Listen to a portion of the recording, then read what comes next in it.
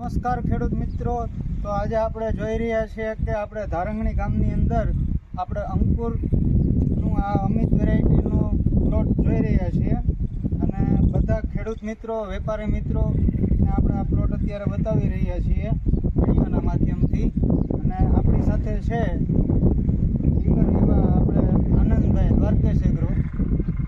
તો તમે આ જોઈ રહ્યા છો આપણે અમિત વેરાયટી છે અંકુરની, તમે આ બધી રીતે જોઈ શકો છો.